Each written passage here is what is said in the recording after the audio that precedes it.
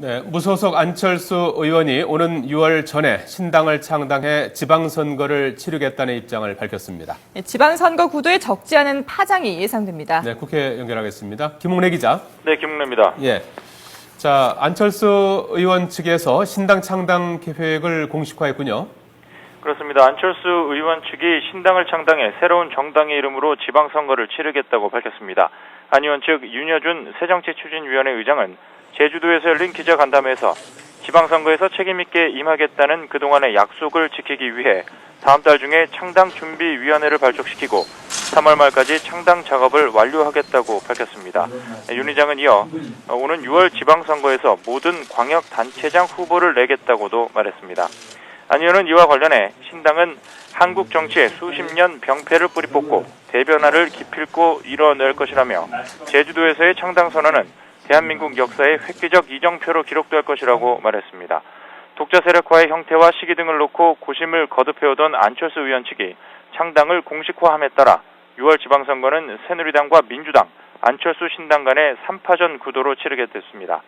특히 야권 재편의 주도권을 놓고 민주당과 사실상 전면전이 펼쳐지게 돼 지방선거 과정에서 정치권, 특히 야권의 지각 변동이 뒤따를지 주목됩니다. 네, 이런 가운데 여야는 공천제 폐지 여부, 다시 말해서 이 지방선거 방식을 놓고 신경전을 계속 벌였었는데 아직까지 결론이 안 났죠? 네, 아직 논란이 한창입니다. 공천제를 폐지할 건지 유지할지를 놓고 여야의 입장이 정반대로 엇갈리면서 상대방에 대한 공세 수위가 갈수록 높아지고 있습니다. 먼저 민주당은 공천제를 유지하겠다는 새누리당의 주장은 대국민 약속을 어기고 기득권을 내려놓지 않겠다는 탐욕이나 다름없다고 비판하고 있는 반면 새누리당은 공천제 폐지에 따른 부작용이 불보듯 뻔한데도 대선 공약이라는 이유만으로 폐지를 추진할 수는 없다며 야당을 향해 책임있는 정치권의 모습을 보이라고 맞서고 있습니다.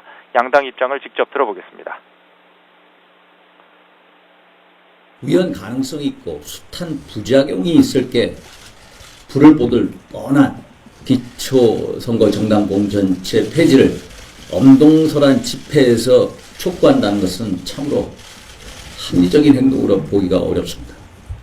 새누리당은 기초선거 공천제를 계속하려면 설명이 필요합니다.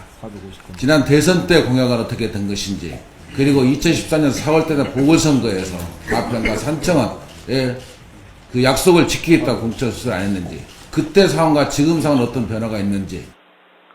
민주당 지도부와 문재인 의원 등은 오늘 부산에서 집회를 열고 새누리당의 공천제 폐지 공약 파기를 규탄할 예정입니다.